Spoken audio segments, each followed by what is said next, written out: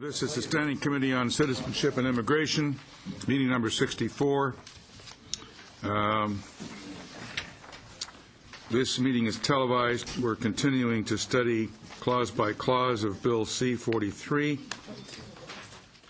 We have our guests from the department who were here at the last meeting. Thank you again, ladies and gentlemen, for coming to help us and answer some of our questions. We continue. We had finished Clause 17, so we are now on to Clause 18 and Liberal Amendment number 8. Mr. Lamoureux. Thank you, Mr. Chair. I would move that Bill C-43 in Clause 18 be amended by replacing line 29 on page 5 to line 7 on page 6 with the following, 42.1. The Minister may, on application by a foreign national, declare within 90 days following the receipt by a Minister of the application that the matters referred to in sections 34, 35, and 37 do not constitute inadmissibility in respect of the foreign national if they satisfy the Minister that it is not contrary to the national interest. Mr. Speaker, if I may, just for clarification purposes, foreign nationals found to be inadmissible under sections 34, 35, and 37 should be allowed to apply for ministerial relief given the bar to making an application on humane and compassionate grounds. H&C applications do not delay someone's removal from Canada. Further, this amendment gives the Minister 90 days to render a decision. In his testimony, Angus Grant said that the decisions are not made in a timely fashion with regards to a request for ministerial relief. In the fact, he said that these cases sit for several years and sometimes even a decade before a decision is rendered. Therefore, we believe in a timeline for the Minister to render a decision is necessary in order for the ministerial relief provisions to function properly.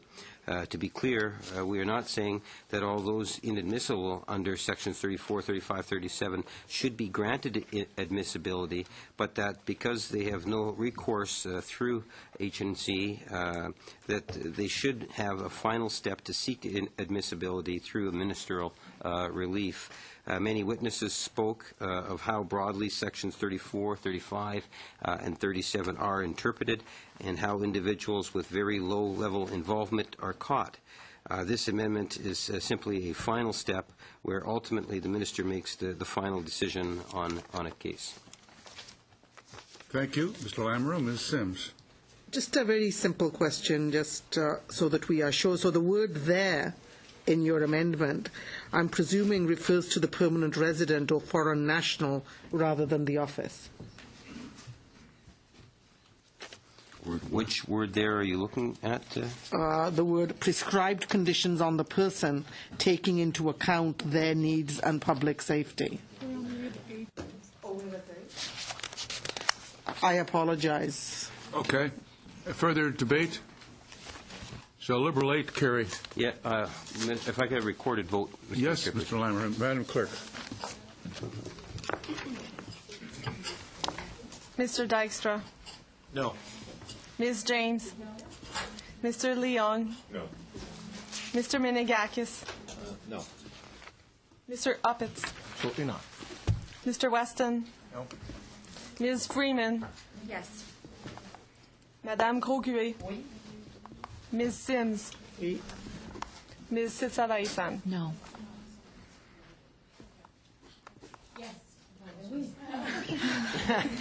Let's see. Division within the caucus. Yeah. Mr. Lamoureux. Yes. It's like I heard we, no. The proposed amendment fails.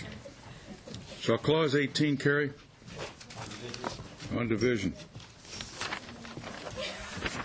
Mr. Lamoureux, we are on Clause 19, Liberal Amendment number 9. Yes. Mr. Chairperson, this one's I'll be a little quicker on this one. That Bill C-40, I would move that Bill C-43 in Clause 19 be amended by replacing line 15 on page 6 with the following, quote, prescribed conditions on the person taking into account their needs and public safety, end of quote.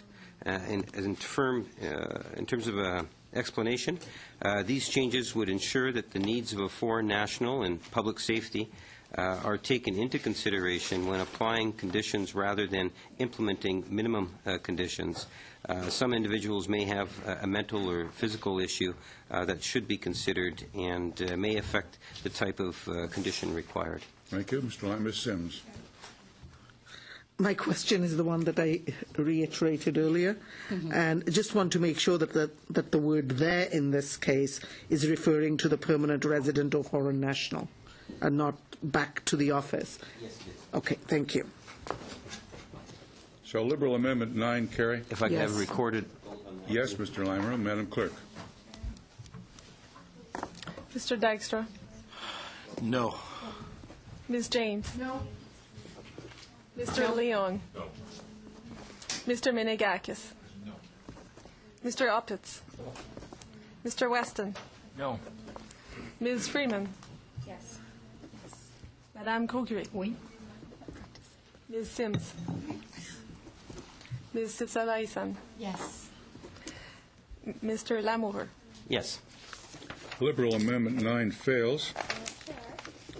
Yeah. Did we miss the vote on the Clause 18 overall, or did I just zone out? Okay, sorry about that. Shall Clause 19 carry? Yes. On division? Yes. Shall Clauses 20 and 21 carry? Carried. Chair, just for clarification, did we, what was the answer to question 18? Clause 18, has that been voted on? Yes. Okay. Okay. No, this was 19, we just voted on. You're okay, yeah. Yeah. Merci. Coffee's for all four. We've carried 20 and 21. Right. Okay. Could I have some order, please? We're on Liberal Amendment 10 on Clause 22.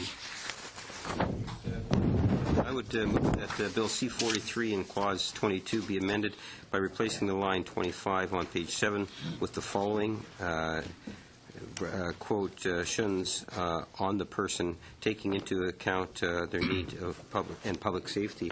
And my same description that I gave on the previous amendment would apply on this particular amendment. If you like, I can repeat it. You don't need to. Okay. So, Ms. Sims. Ms. Sims and then Mr. Dystrom. I just have that same question. The word there in this case, I'm assuming, applies to the permanent resident or foreign national rather than the office, right? Yes. Thank you. Mr. Dystrom. I just want to be clear. The mover understands we are talking about individuals who are inadmissible based on the grounds of security? Yes, I do understand that there are certain conditions or situations in which this amendment would take into consideration. And I think that there is some merit for that. That's the reason why we moved the amendment. Okay. Shall Liberal Amendment 10 carry? On division?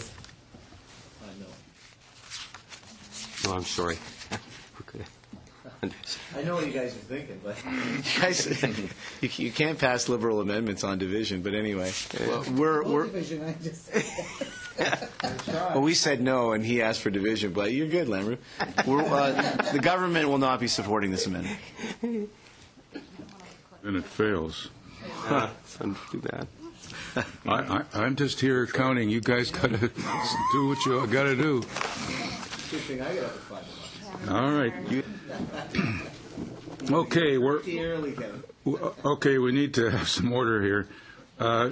Shall Clause 22 carry? Yes. It's carried on division. Mr. Lamoureux, Liberal Amendment number 11 for Clause 23. Yes, Mr. Chairperson, this is the last one that I'm going to be moving in this, in essence, category, and I would move that Bill C-43 in Clause 23 be amended by replacing line 39 on page 7 with the following, quote, conditions on the person taking into account their needs and public safety.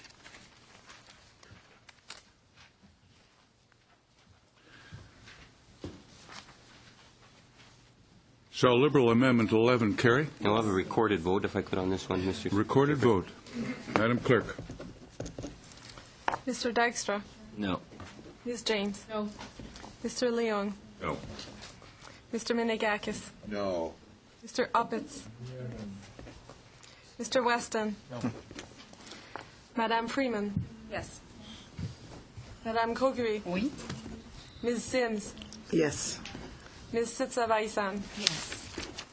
Mr. Lamoureux. Yes. Liberal Amendment 11 fails. Shall Clause 23 carry?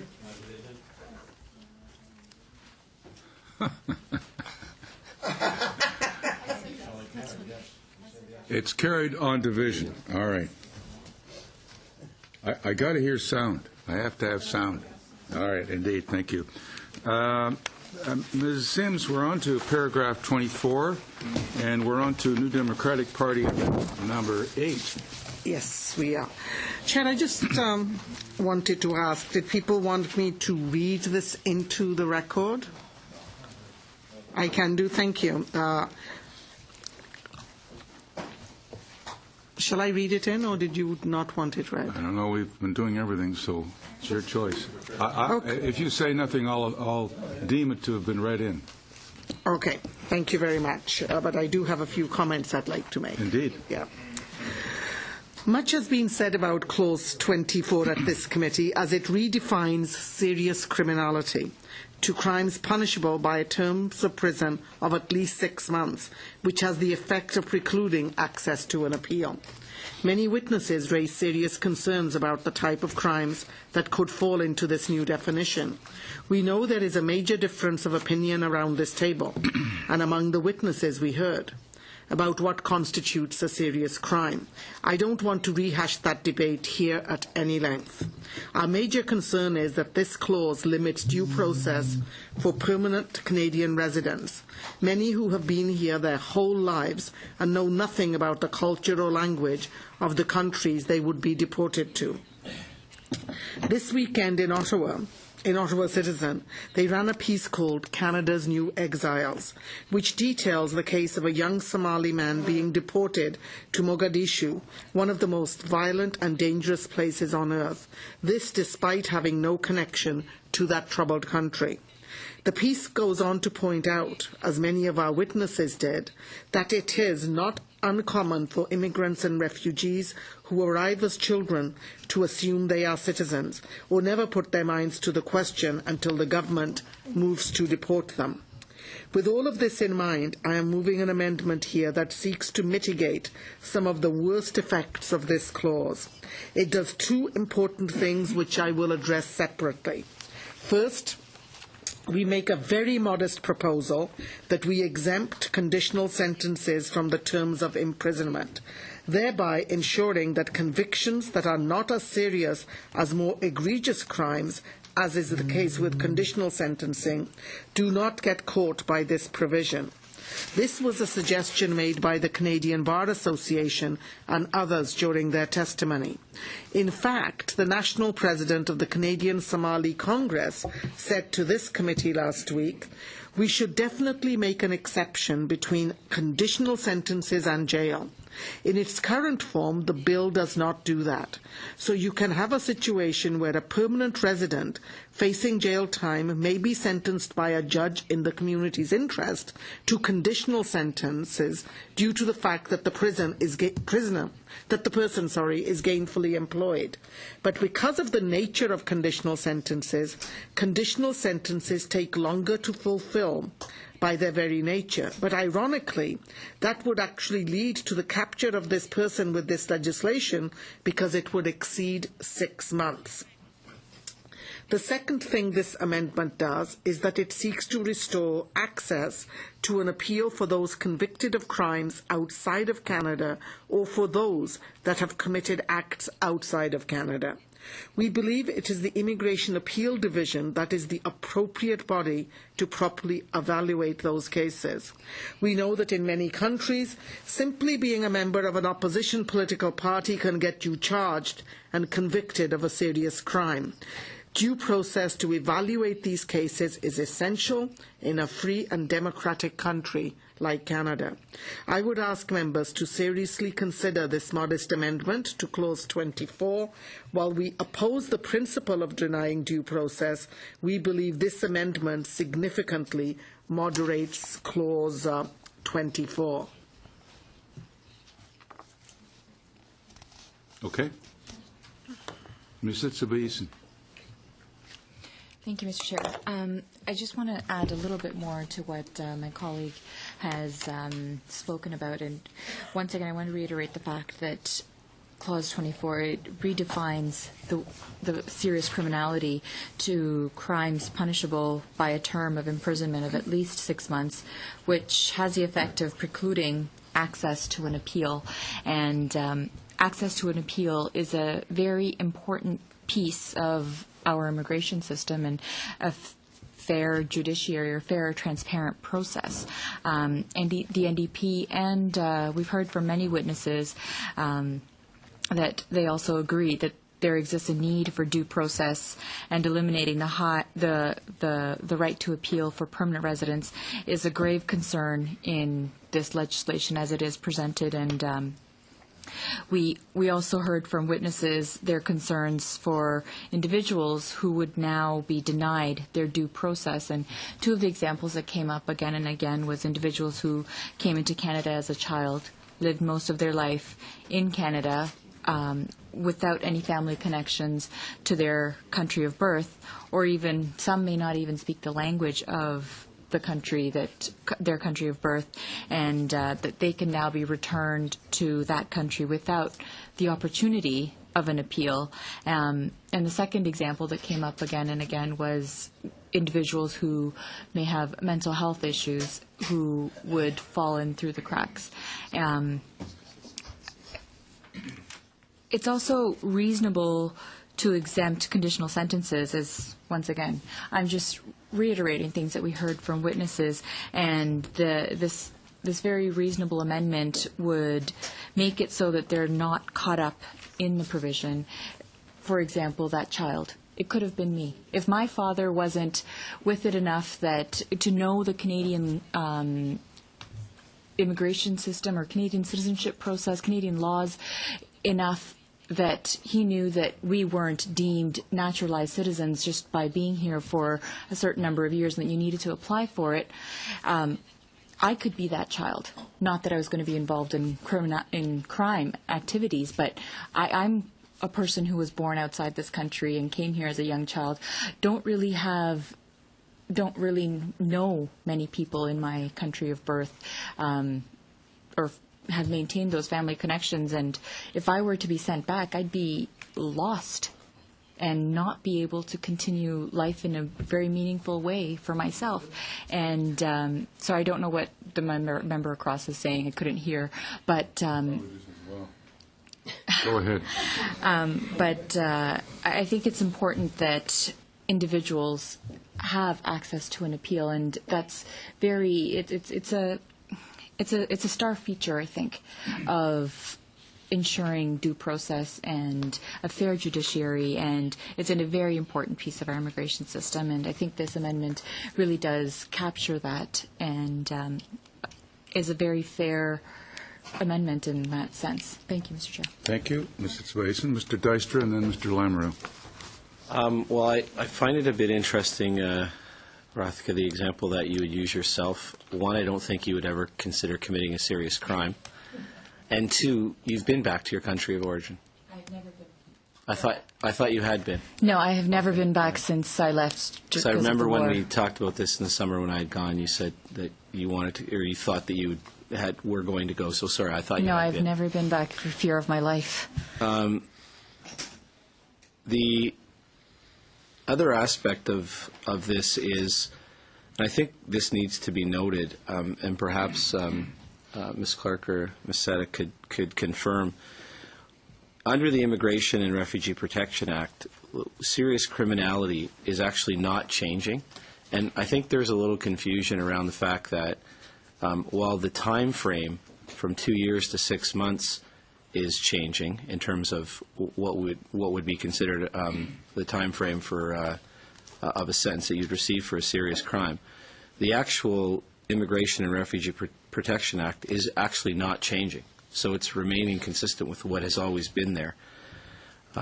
It doesn't include parole. The only thing that changes is the time frame, and perhaps we could have staff confirm that what I've said is correct. Ms. Clark, Mr. Dick? The definition of serious criminality is found in a different section of the Immigration Protection Act, which is Section 36, and it is not being affected by the amendment to Section 64(2). So that definition remains the same and actually doesn't necessarily require any time served in jail to meet the definition of serious criminality. So I'm not quite sure. I know that during our testimony from witnesses we heard, and there was an attempt to try to clarify and get folks to understand that this aspect of the Immigration and Refugee Protection Act actually was not changing. It remains consistent. It's the same as it was prior to this bill, and it will be the same at the conclusion of this bill. So this amendment actually isn't necessary. Mr. Lamoureux. Yes, Mr. Chair, I'm going to be supporting the amendment, but I'm going to reserve my full comments to the next amendment where I address both the NDP amendment and the one that I'll be proposing. Okay. Recorded vote, please, Chair. All right. We have a recorded vote on New Democratic Party Amendment number 8. Madam Clerk. Mr. Dijkstra. No. Ms. James. No. Mr. Leung. No. Mr. Menegakis. No. Mr. Uppitz. Nope. Mr. Weston. No. Ms. Freeman. Yes. Madame Kogué. Oui. Ms. Sims. Oui. Ms. Sitsa-Vaisan. Yes. Mr. Lamoureux. Yes. New Democratic Party Amendment number 8 fails. Mr. Lamoureux, Yes, Liberal thank you. Amendment number 12. Thank you, Mr. Chair. I would move that Bill C-43 in Clause 24 be amended by replacing lines 6 and 7 on page 8 with the following, quote, meant of at least 6 months that is not a conditional sentence and was not committed by a foreign national who proves by any means that he or she has habitually resided in Canada since the age of 13 or younger, or has lawfully resided in Canada for more than 20 years. In attempting to explain this, I'll try to stick to the script and then provide a few comments after that, Mr. Chair. This particular change would exempt those living in Canada since the age of 13 or younger, or those who have resided in Canada for at least 20 years from being affected by the deportation change of 2 years to 6 months. This not only addresses issues surrounding the punishment of long-term permanent residents, but it is modeled after the French legislation. I'd like to point out that the government routinely references other European countries that have similar laws, and it would make sense that we incorporate this one as well. Also, it removes conditional sentences from being considered. First off, I would like to say that the Liberal Party does not agree with the change from 2 years to 6 months for deportation. The amendment we are putting forth is only to, if ever so slightly, improve a severely flawed clause. I would like to point out that Richard Goldman sent correspondence last week citing the Alberta Court of Appeal, in which all of us should be very much concerned about, which in the ruling that he attached indicates that Alberta does not consider immigration implications when regarding a decision. And I think that's a very important thing to recognize as a committee, Mr. Chairperson. In fact, it says in paragraph 23, quote, "Furthermore, it would be a strange and unfortunate legal system wherein a non-citizen would expect to receive a lesser sentence than a citizen for the same crime. No such distinction should be countenanced." End of quote. I bring this up because in deliberately the 6-month sentence, many government members incorrectly contend that all criminal courts take into consideration immigration when making a decision, and therefore the deportation change to 6 months is seen as being warranted. Again, as many of you have now seen the correspondence as it was sent to all committee members, this notion that immigration matters are considered across the board in Canada is incorrect. And I fear it will cause members to pass a clause that ultimately is based, at the very least, on a glaring falsehood. I ask that if the government is truly intent on passing Clause 24, that they at least consider this amendment that would put us more in line with what France has in their legislation. Further to that, Mr. Chairperson, I do want to pick up on two observations that I have made. I do believe not taking into consideration conditional sentences is a serious mistake. I sat on a Youth Justice Committee and chaired a Youth Justice Committee, and very familiar with different forms of dispositions that are given to people. And quite frankly, conditional sentences is something that I think our judicial system as a whole, which I respect as being independent, does have, or conditional sentences do have a role to play in justice. And it would be a mistake, I believe, to incorporate conditional sentences in this, because a judge has in essence taken into consideration as to the severity of a particular crime when they hand out a conditional sentence. So I think that we need to make note of that particular fact, and I think we've had other presenters that have also noted that. The other thing is that I modeled the whole 13 years and under 13 based on what was being suggested in France. I have personal opinions on that issue, but at the end of the day, I think we've had presenters, and I would have thought that most members of the committee would recognize that young people, when you come to Canada at age 2 and you've been living in Canada for 20 years plus, Canada, for all intents and purposes, is your home. To look or consider at deporting someone that came to Canada as an infant and because of what some might determine as a serious crime. An example that I use quite often during the committee process was the 20-year-old young man or woman who crosses the border and uses false identification, and the ramifications of doing that ultimately could see that person being deported. I do believe that would in fact take place. And if that's not the case, I would love to see an actual legal opinion saying that that would not be the case. I think there's a discussion that we should be talking about here in committee before we start to say anyone under the age of 13 is going to be deported because of what the government or some might say is a serious crime. We even passed legislation that has said now you have a minimum sentence for 6 pots of marijuana. It's been pointed out that, yes, well, that's only for trafficking purposes. There's a lot of, or a number of young people that do traffic some marijuana in their teenage years, and in high schools we know that it's there. And once they hit the university, quite often they will stop.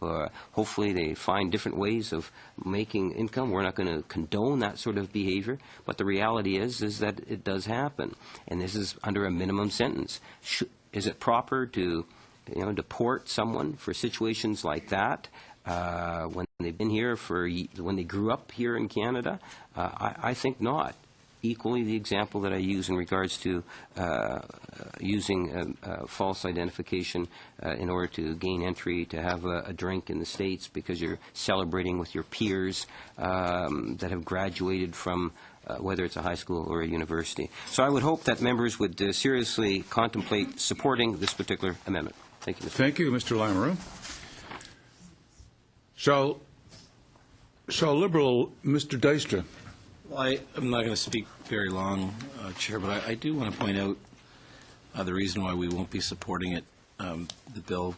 A couple of things. One, I'm not sure why the age of 13, if there was another country that did it. I guess that's one reason why, but it's really arbitrary, and I'm not sure it's based on any evidence, and you can be rest assured there would be court cases galore for those that are 13 years in 1 day or 13 years in 2 days that would say that why wouldn't they be moved into this? Why was it the age of 13 chosen? By not choosing an age, the clause itself actually in the bill treats all permanent residents the same and is fair. And we've made this argument a number of times. I know there's these extreme examples hypothetical extreme examples that come forward, and I haven't heard one yet of an actual case where this did occur under the current legislation. And we want to be consistent. We want to make sure that those that commit a crime do have an opportunity for appeal. They'll have at least that opportunity with the federal court. And, it comes back to one specific piece, and I think that most of us have tried to reiterate it time and time again, and I think even the opposition would agree that if you're going to come to Canada, regardless of whether you come at the age of 2 years or you come at the age of 40, if you don't want to be removed from this country, don't commit a serious crime. And if it isn't a serious crime, that you'll be given consideration, obviously. But if it's a serious crime, you face the potential of deportation. And I don't think that that's a better that can be better explained than being as pragmatic as that. The only other point I would add to this is I don't know why it is, but at a certain point, my parents were both immigrants to this country, and they didn't seek citizenship immediately after they arrived here or after the period of time, but within 7 or 8 years of arriving to Canada, they both applied for Canadian citizenship. I fail to understand why an individual who's lived here for 30 or 40 years doesn't feel it necessary to get Canadian citizenship. And, you know, I'd like to think that that's another option that they would like to pursue, so they wouldn't have to, if they want to lead a life of crime, it's probably better off that they become Canadian citizens, believe it or not. If not, they're going to remain permanent residents, and they're going to face what could potentially happen to them in terms of them committing a serious crime. Ms. Sims. I agree with Mr. Dykstra that most people who come to this country, they will be aware of their rights and the processes and apply for citizenship. But I think there is a case to be made for young children who come with parents and they just assume because they've grown up here from the age of 3 on that they have become citizens. And I know that you're thinking that's hard to believe, but I've actually dealt with somebody in my office who, at the age of 20, did not know that they were not a Canadian citizen. And it's only when I started to make inquiries I found out that they weren't a Canadian citizen. And yet she has no connections with anywhere else, right? Not that she was involved in criminal activity, I just want to say that. So we do have those instances, and we also have lots of people who arrive here from some pretty, I would say, pretty tough situations. They haven't emigrated, they've come here as refugees from some very scary places. And they, like one person I talked to, they said, well, when I got my permanent residence, I thought that was it. I'm a Canadian now, right? So I think there is a lot to be said and to be done. But I also want to say, that we have to realize, I don't know if other MPs are getting the same, but I'm hearing that it's taking longer and longer to get your citizenship applications processed. I have a lineup of situations like that. So in many cases, the cuts to services and the long processing periods themselves play into putting somebody into a position where they could be deported. Mr. Menegakis, we're on Liberal Amendment 12. Thank you, Mr. Chair.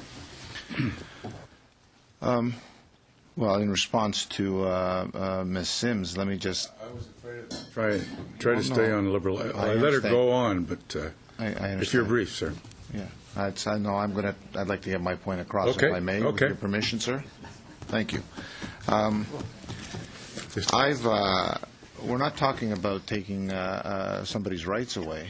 We are speaking about criminals, and speaking specifically to the amendment, if someone is not a Canadian citizen and they've committed a crime, irrespective of how long they've been here, if they're not Canadians, they're not Canadians. I mean, we've heard testimony for and against, and I can understand wanting to be compassionate with people, as Ms. Sims says, that come to our offices, and it might take them a while to become Canadian citizens. They're not criminals. Criminals don't come to my office saying, I just committed a crime, I robbed a bank, I want to become a Canadian citizen, I wonder if I can do that on an expedited basis. So we are speaking about, I just want to bring some semblance of reality to this. We're not talking about the average person who's got absolutely, is a law-abiding citizen and has, we're sending them back to a country that they don't know. We're talking about a criminal. They're going to go to 2 places. Both they won't know. One will be a prison that they don't know, potentially, or they're going to go to a country that they don't know. Either way, they're going somewhere because they're criminals. That's all I want to make. Thank you, sir. What I wanted to make. Ms. James. Thank you, Mr. Chair. Just in response to the comment from my colleague across the way with regards to the permanent resident who didn't realize they were not a Canadian citizen, I just want to inform or remind the committee that one of the benefits of Canadian citizenship is the right to vote. So I'm just wondering if that permanent resident realized they actually had never voted in a federal election to that point. But besides that, I just want to reference back to the Canadian Police Association that was here. And we asked specifically with regards to different acts or criminal behavior with regards to 6 months. And they confirmed that someone who gets a 6-month sentence is related to a serious crime. We're not talking about someone who's jaywalking across the street here. So I just want to, ignorance of the law is not an excuse. Ms. James is speaking. Ignorance of the law is not an excuse. For someone to think that they're a permanent resident is really citizenship and never have voted, I don't understand how I can hear this coming from the opposite as a reason why we need this type of an amendment. So I'm not going to support this amendment either. Thank you. Thank you, Ms. James. Mr. Lamoureux. Thank you, Mr. Chair. Quite often we come before committee and the government will say, here's what we're doing, and they'll say, we're modeling this after country X. And that happens a lot, Mr. Chairperson. Now, this particular amendment takes that into consideration. It's not a Liberal Party idea. I'm just advancing what another European country has done. And if you personalize it to Canada, even our own judicial system acknowledges that there's a difference between an 8-year-old and a 28-year-old. And we have a complete different system set up in order to recognize that. Now, from an immigration point of view, we're not acknowledging that fact. We're saying, no, they're all one. Keep in mind, what we're talking about is over 1.5 million people that call Canada their home. If you believe that there's not going to be, out of that 1.5 million people, that there's not going to be people that will fall on the other side of the law periodically, and hopefully it doesn't become a permanent thing, then you're awfully naive. Out of 1.5 million people, there will be some of those people that will, unfortunately, make stupid decisions. Does it justify deporting them? Yes, in some cases, no doubt. We hear of cases, those extreme cases that the Minister of Immigration brings up. But there's equally at the other end going to be individuals as a result of this legislation passing that will in fact get deported when they should not have been deported. And this amendment is just one way in saying, let's just set back a little bit here, recognize that we have France who has seen, and no doubt they've had it in for a period of time. It seems to be working in France. We as a country have recognized there's a difference between 8 and 28. So why wouldn't we do likewise? A conditional sentence is given because the judicial system, in particular the judge, has made the determination that it's okay for the community, and given the circumstances around the crime that was committed, this is the disposition, and it's okay to have that disposition in the form of a conditional sentence. That's safe to society. It's judge likely believes that the individual might be a first-time offender, and it's quite appropriate to give that conditional sentence. So all we're doing is we're just recognizing the same sort of rights, in part at least, that we already give. But I'm ready to vote, Mr. Chairman. No, you're not ready. Ms. Freeman's going to say a few words. I'm ready to listen more. I'm actually quite surprised, Chair, that the members of the Conservative side don't see those kinds of cases where temporary residents didn't realize that they needed to apply for citizenship. A lot of people from France certainly have no idea, and we make sure we do that in my riding because we've seen a lot of cases like that. I've also seen cases where a woman will marry a Canadian man and move here, but not quite, like, he doesn't fill in her papers properly, but she doesn't know it. And it's pretty, it can be really frustrating because there are plenty of different kinds of situations. Every immigration case is different that I see in my office, and we have to understand that when we're making legislation that we do need to understand that there will be cases that may not fit your idea of how it's going to work immediately. There will be exceptions. And I think the key point, though, that I really want to make is something that I haven't really heard much said, but I think that it is definitely motivating what the opposition is trying to say. It's that if someone comes here when they're a small child and they grow up in this country, and as a young adult, for instance, like they fall in with the wrong crowd and make some mistakes, well, that's our society's responsibility. That's society that has led this person to be fall in with the wrong crowd, feel like they don't have many opportunities. That's not the country where that person was born. That's us. And we, therefore, have a responsibility to, well, prevent that kind of thing and also make sure that they're rehabilitated and reintegrated into society. And that's something that we're not doing. Instead, what we're saying is, well, you know, you spent 6 months or a year in this other country where you were born, therefore it's now that country's problem. To me, that doesn't make any sense. So I do want to put that on the record. Thank you, Chair. Thank you. Mr. Dijkstra. It's okay. I was just going to ask Madeleine if any of those constituents were serious criminals or not, but I'll leave it. Just as an example of people who might not know. It is possible. It's surprising to me that categorically the members on the Conservative side say, I've never seen a case where someone didn't know they had to apply for citizenship. That is extremely surprising to me. That's not at all what we have said. So you should.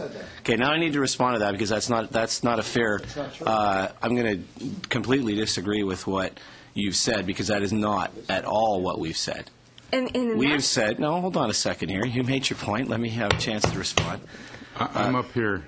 Yeah. You know, you have to direct your comments through the chair. We've been letting chats go on, but we're getting a little out of hand. Mr. Dijkstra. It's okay. I made my point. Ms. James. The statement is incorrect. Ms. James. I was just going to concur that not once did I say that. I actually referenced the situation of a permanent resident not knowing they're a citizen of Canada and actually held full citizenship. And the point that I tried to make is if they were a permanent resident, did they ever wonder why they were, refused to be allowed to vote in a federal election? That was the point that I made. Not once did I indicate anything that Mylene Freeman, or the member from the NDP, just said. Thank you. Thank you. Ms. Freeman. If indeed the members do recognize that there will be cases where people do not realize that they should have applied for citizenship and assume that they are being treated like all other regular Canadians, then we do need to recognize that, we're in a situation where we're going to be deporting these people without them understanding why.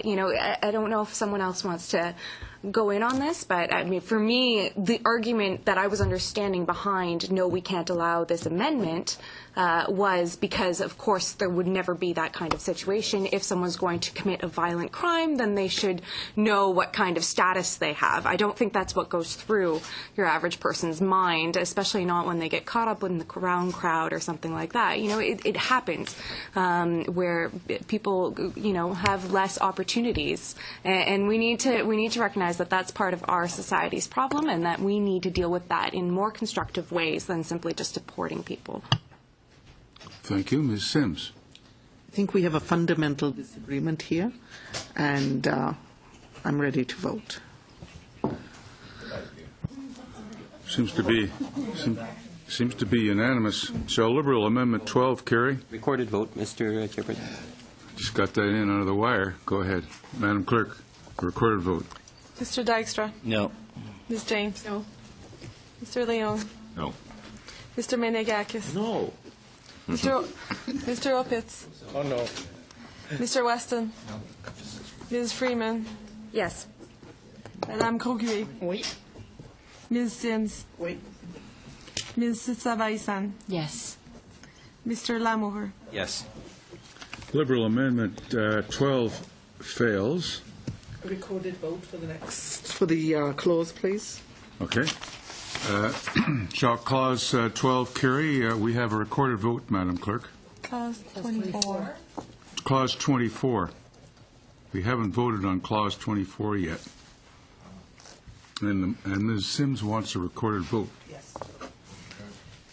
Mr. Dijkstra. Yes. Ms. James. Yes.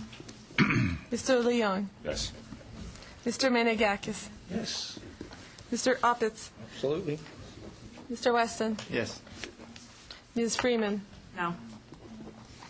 Madame Croguet. No. Ms. Sims. No. Ms. Sitsa-Vaisan. No. Mr. Lamoureux. No.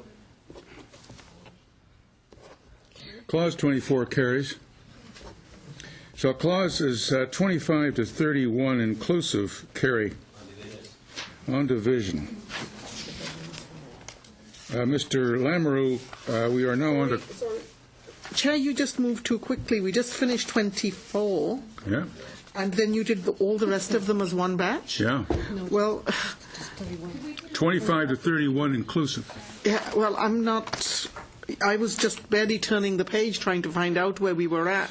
That's too fast for me. I really need to go back Okay, and so do them clause- clause by clause, please. Okay. Shall clause 25 carry? Yes, on division. Shall 26 is carried? Shall 20 on division? Shall 26, clause 26 carry? On division. It's carried on division. Shall clause 27 carry? It's carried on division. Shall clause 28 carry? On division. It's carried on division. Shall 29 carry? I have a comment On which one? on clause 9. Clause 9? Sorry, 29. Ms. Sims, Yeah. you have the floor for clause 29. I would like to restate for the record, and this is not going to come as a surprise for my colleagues across the way, that the New Democrats oppose the blanket removal of humanitarian and compassionate considerations. The Minister should not be relieved of the duty to consider the best interests of children involved in these cases. And I would like a recorded vote. Okay, Madam Clerk, we're having a recorded vote for clause 29. Sure. Mr. Dykstra? Yes. Ms. James? Yes. Mr. Leon? Yes. Mr. Menegakis? Oui. Mr. Uppitz? Oakley Dokley. Mr. Weston? Yes. Ms. Freeman? No. Madame Grosguet? No. Ms. Sims? No. Ms. Sitsa-Vaisan? No. Mr. Lamoureux? No. Clause 29 carries. Shall clause 30 carry? On division. It's carried on division. 31. I have a comment on 31. Ms. Sims, you have the floor for clause 31. It is not clear to us why the Minister would need the power to override a decision when the Minister already has the power to set the conditions out in regulations. This seems to be like a double whammy. The NDP will be voting no in this clause and would request a recorded vote. Further debate? Madam Clerk, we're having a recorded vote for clause 31. Mr. Dykstra? Yes. Ms. James? Yes. Mr. Leon? Yes. Mr. Menegakis? Yes. Mr. Uppitz? Mr. Weston? Yes. Ms. Freeman? No. Madame Grosguet? No. Ms. Sims? Okay, sorry. Ms. Sims? Jenny? No. No. Ms. Sitsa-Vaisan? No. Mr. Lamoureux? No. Clause 31 carries. Mr. Lamoureux, we're on to clause 32 and Liberal Amendment 13. You have the floor. Thank you, Mr. Chair. I would move that Bill C-43 in Clause 32 be amended by replacing lines 34 to 36 on page 10 with the following, quote, respective of person charged with an offense before the day on which Section 24 comes into effect, and a quote. In terms of an explanation, Mr. Chairperson, this ensures that the provisions in C-43 only apply to those charged after the bill takes effect. It would be unfair for C-43 to apply to those charged even before the bill comes into effect.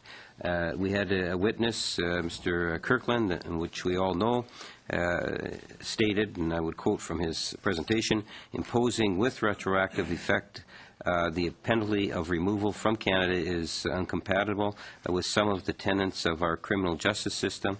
The sentencing judge did not have the opportunity at the time of sentencing to deal with the individuals, and so, ironically, rather than expedite the removal of criminals from Canada, it may well retard the effort given the legal issues that are raised by the issue of retroactivity.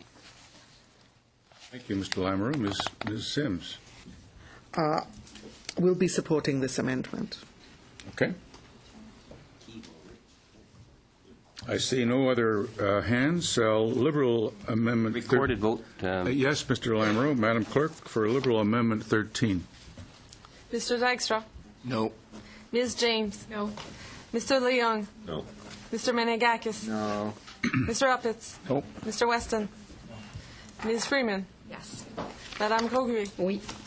Ms. Sims. Oui. Ms. Sitsabaïsan. Yes. Mr. Lamoureux. Yes. Liberal Amendment 13 fails. Shall Clause 32 carry? Yes. On division, it's carried.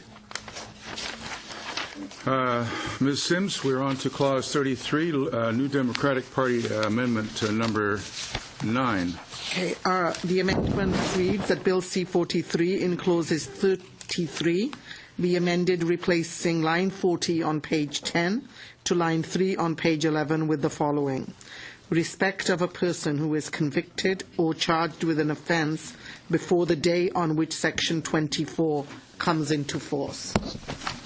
And the intent of this amendment, Mr. Chair, is to ensure that the elimination of due process with respect to access to an appeal is not retroactive, but instead can only apply to convictions issued after the day on which Bill C-43 comes into force.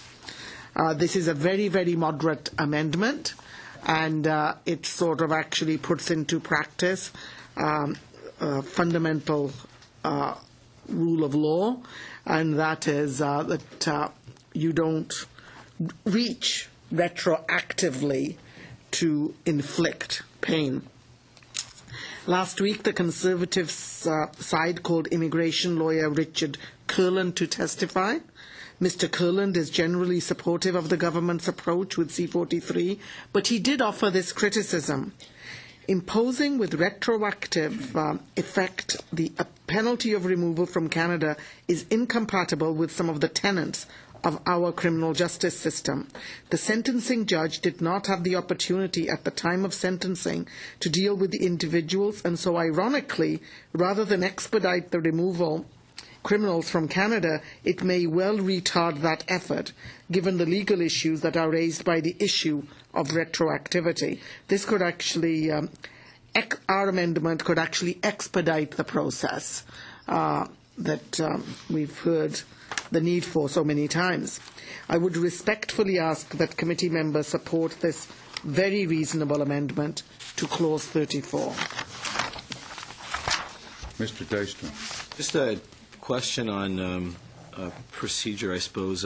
Why would this bill be in order, or this amendment be in order, when Liberal 13 has been defeated? It's virtually the same.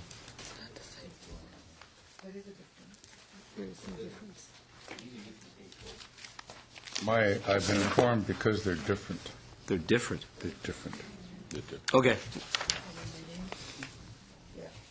I feel the same about this as we did about Liberal Amendment 13.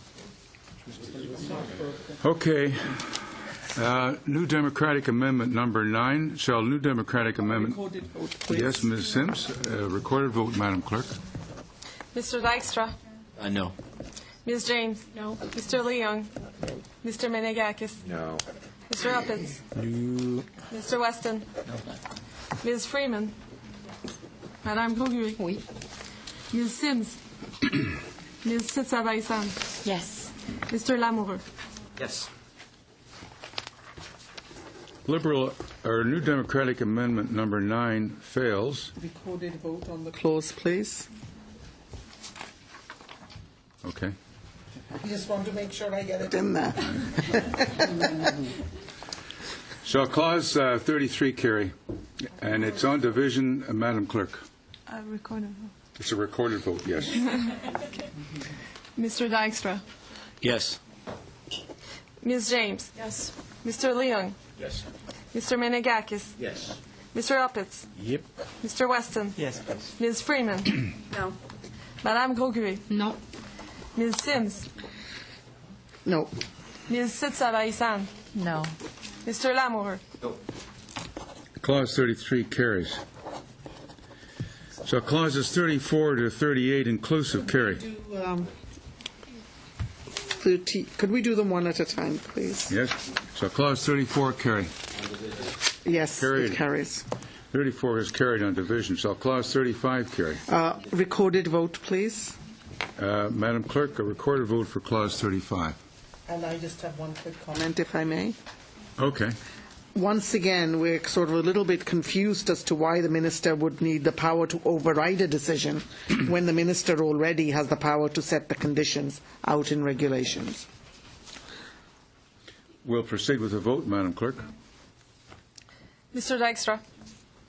Yes. Ms. James. Yes. Mr. Leung. Yes. Mr. Menegakis. Yes. Mr. Uppitz. Yep. Mr. Weston. Yes. Ms. Freeman. No. Madame Groscuet. No. Ms. Sims. No. Ms. Sitsavaisan. No. Mr. Lamoureux. Nope. Clause 35 carries. Shall Clause 36 carry? Yes. On division. Shall Clause 37 carry? Yes. On division. Shall Clause 38 carry? No. And recorded vote. Madam Clerk, a recorded vote for Clause 38. Yeah. Mr. Dykstra. Okay. Ms. James. Yes. Mr. Leung. Yes. Mr. Menegakis. Yes. Mr. Uppitz. Yes. Mr. Weston. Yes. Ms. Freeman. No. Madame Groscuet. No. Ms. Sims. Ginny. No. No. Ms. Sitsavaisan. No. Mr. Lamoureux. Clause 38 carries. Ladies and gentlemen, we will return to Clause 8, which was stood down. Mr. Dijkstra, you have the floor, I believe. I know Yes. it's on a Liberal amendment, but Liberal Amendment 5,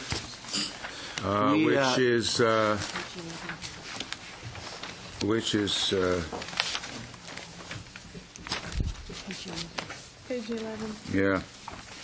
Page 11 of the package, Liberal Amendment 5. Mr. Dijkstra. Yes, Chair. Sorry, I'm just looking for that, but I do know it pretty much off by heart. We will. We've had a chance to reflect on this.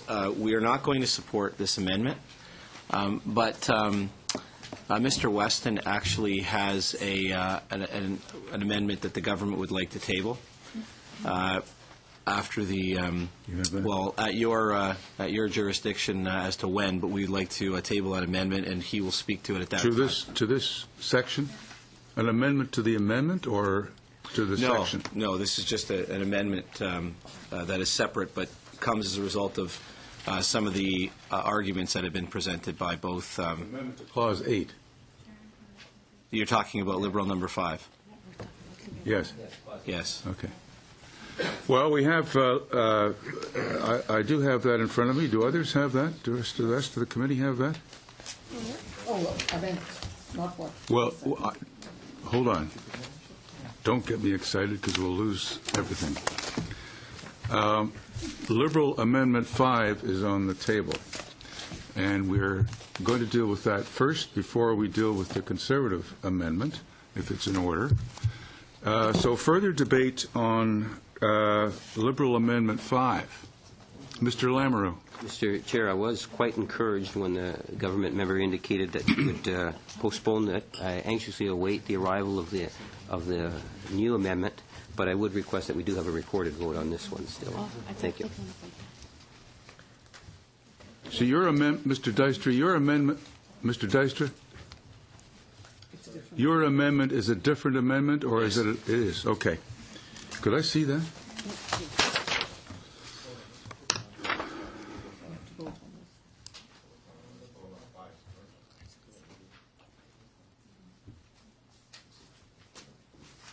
Okay. Yeah, I know that. Okay, we're going to vote on. I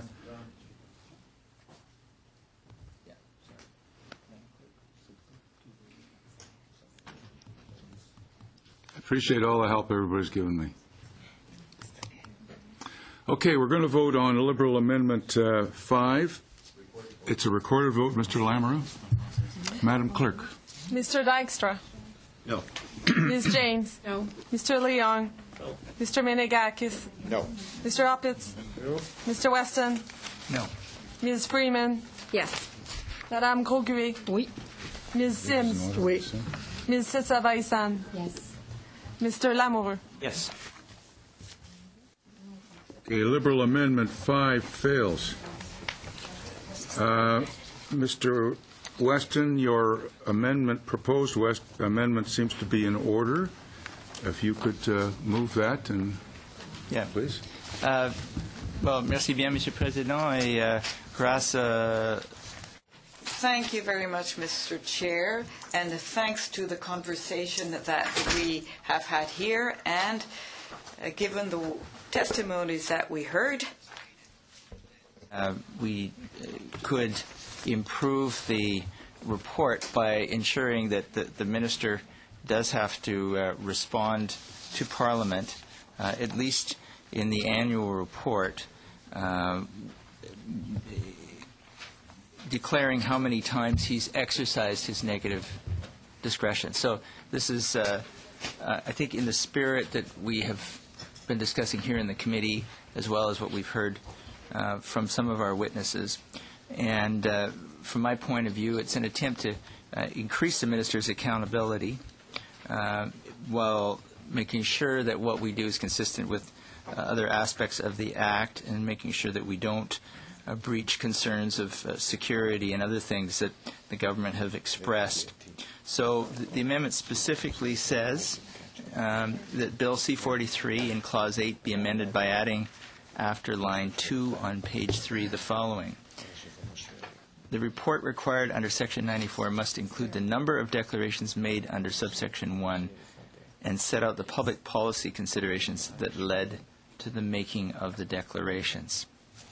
So again, I'm I think in tune with certainly my colleagues on this side, and from what I've heard from across the way, the concern that we make sure that the minister is following the time-honored requirement to be accountable to Parliament in exercising his discretion. Merci bien. I have three speakers lined up, Mr. Lamoureux. I'm advised the minister is here. I'm at the hands of the committee. We had agreed that the minister would appear on the supplementary estimates between 4:30 and 5:30. I have no idea whether we're going to have long debates on these things. So I'm at the committee's direction. We could finish this now. I have no idea if we do that. I don't know when it'll end. I'm just saying, although he's not here, the minister is available now. Mr. Dijkstra. I was going to suggest, and perhaps Mr. West was going to do the same, I think we can complete our work here in 5 minutes. All of it? Yes. Is that agreed, Mr. Lamoureux? Ms. Sims? Okay. We will proceed. I have Ms. Sims first. As you know, Mr. Speaker, we have raised concerns about the wide parameters or the big umbrella of public policy. And we took the minister's words. We took him at his word when he appeared before us the last time. And we took his exact suggested criteria. And then we took his word saying the committee may want to consider putting it in to legislation. We moved that. We did not get that. And, we'll support this. But I really need you to know that our major concerns around due process and this huge umbrella that encompasses public policy is a huge, huge issue for us. Thank you. Mr. Dijkstra and then Mr. Lamoureux. Not very often, Mr. Chair, that I am in the position of having the critic of the opposition agreeing with the minister and me not. But I do want to commend her and the opposition and Mr. Weston, actually, who assisted in putting this resolution together. And that is that we understand that we did need some more detail there. This amendment, perhaps, as you stated, Ms. Sims, doesn't go as far as you would like it to. I understand that. I respect that. But at the same time, we have attempted in the amendment to move closer to a more detailed reporting of each of the individual cases. And you'll see that in the first if the minister has to use negative discretion in the next when the bill actually receives royal assent and it is implemented. If you see a negative discretion or two in there, you will see them noted in the report and the reasons why that negative discretion was used. So it's an attempt to move in the direction that you've suggested, and I think it justifies and reaches that end. Chairperson, one of the reasons why is that I do believe that it would be something that would be extremely rare, and that's why I would have rather have seen it in our amendment. But thank the member for at least taking into consideration our amendment and coming up with something else to add to it. Shall Government Amendment 2 carry? Yes. On division. Shall Government Amendment 2... Supported unanimously. It wasn't on division. Go. It's carried. Sorry. Government Amendment 2 carries. Shall Clause 8 carry? As amended. No. As amended. No. On division. It is carried on division. We are now... Are we okay? Okay. Shall Schedule 1 carry? No. It's carried on division. We have an amendment, Liberal Amendment 1. Mr. Lamoureux, I'm going to deem it out of order. Do you want me to give reasons? No, that's fine. Okay. So that amendment is out of order. Shall Clause 1 carry? Yes. No. On division. Shall the title carry? No. Yes. On division. Shall the bill carry? Yes. Recorded vote. Madam, As amended. thank you very much. I missed that one. Shall the bill as amended carry? Recorded vote. And it's a recorded vote, Madam Clerk. Mr. Dykstra, Yes. Ms. James, Yes. Mr. Leong, Yes. Mr. Menegakis, Yes. Mr. Uppitz, Yes. Mr. Weston, Yes. Ms. Freeman, No. Madame Grosguet, No. Ms. Sims, No. Ms. Sitsavaisan, No. Mr. Lamoureux. No. The bill carries. Shall I report the bill to the House? On division, and I will report the House. I will report the bill to the House unless something happens first thing tomorrow morning. Shall the committee order a reprint of the bill? I need sounds in this room. Yes. That will happen. You've done it, ladies and gentlemen. I want to thank the two clerks for assisting me. I want to thank you all for being so nice to each other. And I will indeed report the bill to the House first thing tomorrow morning. We will suspend for a few moments. And I want to thank the staff for coming and assisting us from the department for our questions. You've been a great help. Thank you very much. We will suspend for a few moments.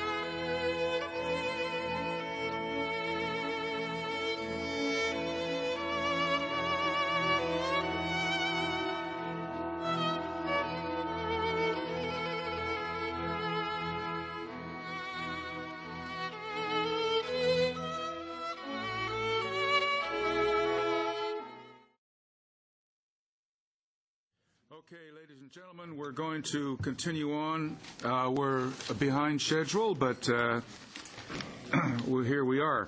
This is the supplementary estimates B for 2012-2013, votes 1B and 7B under the Citizenship and Immigration Act.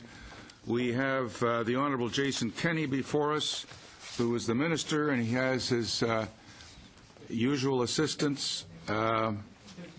And, Mr. Minister, you have... They're actually extraordinary, Mr. Chairman. Not just they are extraordinary usual assistants to you. Thank you. And you have a few moments to make a presentation to us. Thanks, Chairman. And first of all, thanks to all members of the committee for your consideration of Bill C-43, which I understand has just been adopted here at committee, and I look forward to its return to the House for report stage. Chairman, I'm here to present to the committee my department's supplementary estimates B for the current fiscal year. In the last few years, we've implemented many positive reforms to our immigration system. To quote, and I don't do this often, quoting from the media, but I will to make an exception today. I quote from the Globe and Mail, which said these reforms were, quotes, badly needed, long overdue, and well executed.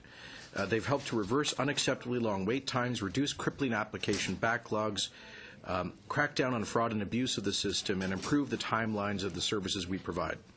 While these reforms have better focused our system on fueling Canada's economic growth, there's still a lot more to be done. Our number one priority remains economic growth and job creation. Our immigration plan for next year will further this objective by maintaining high sustained levels of immigration to help address labor shortages in the aging of our society. Now, as tabled last month in this year's annual report to Parliament on immigration, we plan to admit between 240 and 265,000 new permanent residents next year for the seventh consecutive year. The 2013 immigration plan will also build on our economic success by bringing in more of the world's top talent. This is important because to ensure that our immigration system benefits our economic future, we need to welcome those who are ready, willing, and able to adapt to Canada's labour market, especially in those occupations and regions where we have skill shortages. Ça veut dire que nous devons nous assurer. In other words, we need to make sure the skilled immigrants we choose are the ones our country needs and are the most likely to succeed when they get to Canada. In my allotted time today, I will outline some of the transformational changes we are making to bring about a just-in-time immigration system that is fast, flexible, and responsive to Canada's economic and labour market needs. Flagship immigration stream, the Federal Skilled Worker Program, with new criteria to select skilled workers who will be better positioned to succeed in our economy. The new criteria will help to select younger skilled workers proficient in English or French who will be able to hit the ground running and contribute to the economy for a longer number of years before retirement. Also, we'll be ensuring that educational points are given based on their relevance to Canadian educational standards. This is a very important change. It means applicants will be required to have their educational credentials assessed by a designated and qualified third party to determine their value in Canada at the time they submit their application. I anticipate that we'll release the list of designated assessment bodies early in the new year. L'objectif est que ces améliorations les grilles de Our goal is to have these improvements to the Federal Skilled Worker Program points grid in place in 2013. In addition to these changes, even more dramatic ones are expected in 2015 as we move from a supply-driven system where anyone can apply, and we passively process all applications, to a demand-driven system that actively selects applicants based on the needs of employers and others, better meeting Canada's economic needs. And for this year, we're developing as well an expression of interest management system, which is essentially a big pool of skilled workers who are pre-qualified to immigrate to Canada. Under this system, if applicants meet certain eligibility criteria, they'll be placed in the pool from which they could be selected based on identified needs in the Canadian labour market. En vertu d'un tel système, nous ne servons. Under such a system, there would not be an obligation to review all applications, nor in the order in which they are received. CIC would invite only selected candidates to apply for a visa to come to Canada. Individuals who are not selected after a period of time would be removed from the pool, so application backlogs would not accumulate. This would be a win-win situation for potential skilled immigrants and for the Canadian employers. Skilled workers would experience a simplified and expedited immigration process, and Canadian employers, provinces, territories, and the federal government would have access to highly skilled workers and future citizens in a more timely fashion. Of course, is the creation of a new federal skilled trades program to make our immigration system much more accessible for skilled tradesmen in the construction, natural resource, transportation, manufacturing, and service sectors, which are in high demand. I'm very excited about this program, and we look forward to launching it at the beginning of the new year. The proposed new program will create a means for skilled tradesmen to be assessed based on criteria geared to their reality rather than academic degrees, putting more emphasis on practical training and work experience and job offers rather than, as I say, academic post-secondary education. It will be in place early next year. Nous apporterons également des améliorations au programme d'immigration. Another immigration program we'll be improving is the Immigrant Investor Program. Our goal in this regard is to best determine how we can encourage more active foreign investments in the Canadian economy.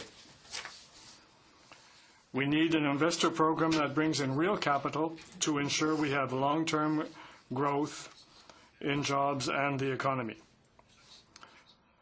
And so we are exploring ways in which to attract immigrants who want to invest in Canada's future by making significant investments in private sector innovation and growth. We also hope to tap into the entrepreneurial spirit that so many immigrants seem to have by developing new approaches for Startup Visa Entrepreneur Program, which we plan to implement in early 2013. The idea is to proactively target a new type of immigrant entrepreneur, people who have the potential to build companies that compete on a global scale and create jobs for Canadians. So making it easier for skilled workers who are already in Canada on a temporary basis to stay here permanently through the Canadian Experience class, including foreign students who have completed their degrees. As you know, this program is now our fastest growing, and I think it's a great success. We plan to admit 10,000 people as permanent residents through the CEC next year. I just welcomed our 20,000th admitted as a permanent resident since the program began in 2009. A bright young guy in Toronto named Gaurav Gaur came from India, did his MBA at the University of Toronto, got hired by one of our big banks. He got his permanent residency in, get this, 8 months. So the system's actually working, and he's making over $70,000 a year, perfect English speaking, young, early 20s, already. You know, this guy is representative of what's going to happen with this program. It's very exciting. That sure beats the old experience of having someone wait in a queue for 8 years, come here, and end up driving a taxi, being frustrated. So I'm very excited about these reforms, as I know many of you are. With that, let me conclude with my department's 2012-13 Supplementary Estimates B, which include net new appropriations of $1.66 million, including $1.12 million in funding to eliminate the backlog of pre-2008 federal skilled worker applications. As many of you know, we reached an unacceptable number of backlogged applications. It was up to 640,000, as you noted in your study. Today we are left with a backlog of barely 100,000 in the skilled worker program. Aujourd'hui, nous sommes sur la bonne piste. D'ici le We are in the right direction today, and by the end of the next year, we expect to have the ability to deal with new applications from skilled workers. We will have the ability to process new federal skilled work applications upon being received, to process them within the year. We have been happy to see that Canadians from all different sectors have shown strong support for these reforms. What we envision is a system that can help us meet our economic and labor market needs much more quickly and efficiently, allowing us to invite immigrants who realize their potential, fully contributing to our economy, and that's what it's all about. So thank you, Mr. Chairman, for your attention, and I and my officials are available to respond to any questions. Thank you, Mr. Minister. Ms. Simms. I want to thank them. No, I apologize, Ms. James. My fault. My fault. Ms. James. I was just about to do a point of order, Mr. Indeed. Chair. Thank you, Mr. Chair, for the floor, and welcome Minister Kenny and our guests as well. Minister Kenny, it is my understanding that the interim federal health program continues to provide temporary coverage of health care costs for government-sponsored refugees who have received refugee status from the UNHCR, for other eligible protected persons, and for asylum claimants from non-safe countries.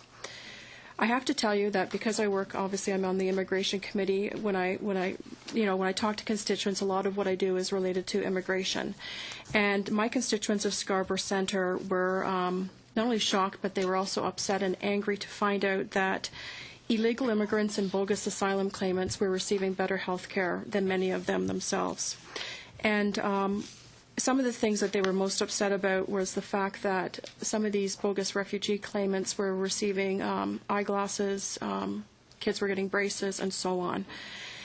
And I know that the opposition is against the changes that we made. It's very unfortunate. But I just want to reference, actually, the supplementary estimates B. I'm looking down this column, and I see that there's several million put aside for additional funding to support the IFHP program, or the Interim Federal Health Program, which provides temporary health care for refugees. So I'm wondering if this is normally where we see this money coming from? Like, is this the normal process? Yep. And if we've made changes to the support of bogus refugee claimants, illegal asylum claimants, is this more money that we're asking for, or that you've asked for, or is it less money than usual? Thank you, Mr. Chairman. Thank you for the question, Ms. James. It's less than usual. You see, as one of the reasons we rescoped the Interfederal Health Program is because every year the cost of it was growing much beyond the budgeted resources. So typically in the past few years, the budget would include a $50 million allocation for the IFHP, but we, towards the end of the year or mid-year, we would find that the demand was far exceeding the available funds, and we would often have to come back to this to Parliament for supplementary estimates in the range of $25 million. So typically we're spending 75, it's going up to 80. We projected, without changing the program, we'd be moving up to $100 million expenditure in the program. So what you see here in this, I think, $5 million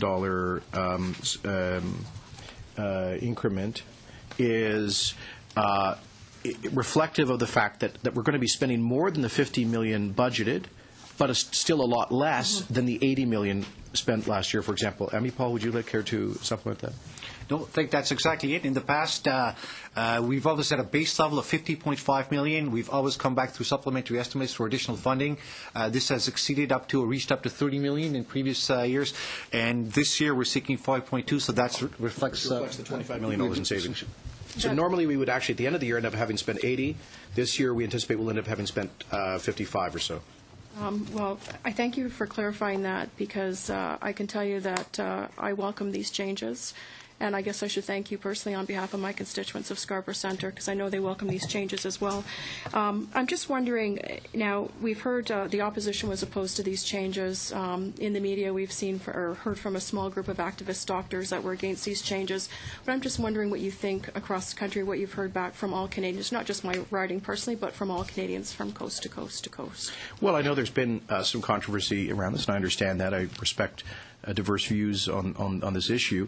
But what I've heard back has been certainly from the direct feedback into my parliamentary office and the consultations we've had, and in my contact with ethnocultural and immigrant communities, I've received overwhelming support. Just yesterday, I was at a meeting at the Carleton University and was approached by people from the South Asian community, including a couple of very prominent medical doctors who said that they appreciated what we had done because they've seen the abuse. And, we've had cases, for example, of people who were rejected asylum claimants in the United States who had lived there for many years, got sick, and then came north to Canada to make an asylum claim because they didn't have insurance in the U.S. and they would get comprehensive plus extended benefits here in Canada. I just think that's the wrong signal to send to people. Look, we're here to provide, we will continue providing comprehensive care and permanent residency than provincial health insurance to bona fide refugees. We will absolutely do that. And the vast majority of asylum claimants in the future will continue to receive the same essentially basic package of medically necessary physician and hospital services that most Canadian residents receive. But we do think there needs to be a balance here, and we think the program was out of balance. It's certainly where we were at before these reforms in no way reflected the original intention of the program, which was a short-term stopgap for catastrophic care for newly arrived displaced persons from Europe. It became something much bigger than that, and frankly, when I met Canadians who told me that they were upset that they had to pay out of pocket for pharmaceuticals, dental, eye care, but even rejected asylum claimants who were delaying their deportation from Canada were getting those benefits from their tax dollars. It struck them as a kind of lack of social equity. And so I think this reflects the Canadian value of a balance and equity. I think for me in my particular riding, eyeglasses came up time and time again as something that most Canadians may not have full coverage for and have to pay a substantial amount of their own pockets. So I'm glad that you brought that up as well. Thank you. I know that under this government, Canada has welcomed the highest level of sustained immigration in Canadian history since our government came to office. Now, the NDP's official platform from immigration is asking us to double what we currently have right now. What do you think of the NDP's plan?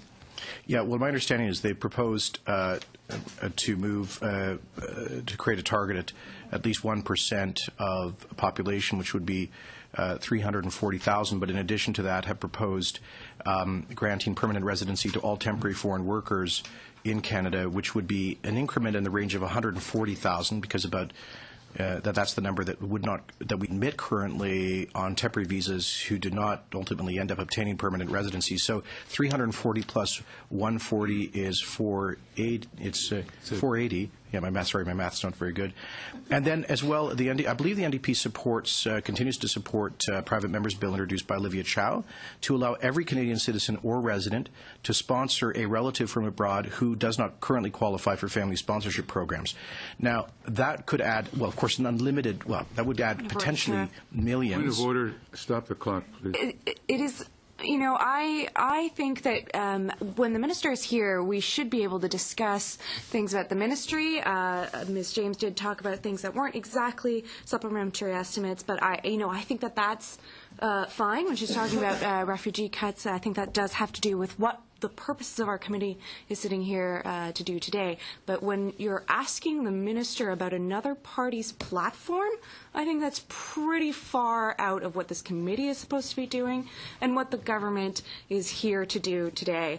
I don't think that kind of line of questioning should be allowed in committees and should not be allowed when we're asking ministers questions. Thank you.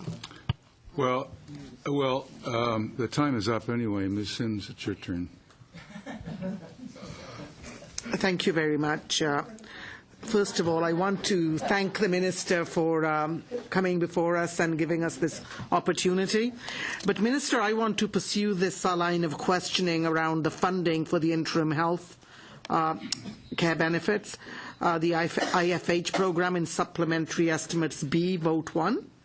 As you know, the Saskatchewan Premier, Brad Wall, has called the cuts to the refugee health program un-Canadian. And now his health minister is calling for a review of these cuts after a man was denied chemotherapy. And by the way, when you actually have somebody who has cancer, that treatment isn't frivolous or just something extra. When I asked you about this in question period yesterday, you said, I actually disagree with the member's suggestion that asylum claimants coming from, for example, the United States or the European Union are among the most vulnerable people.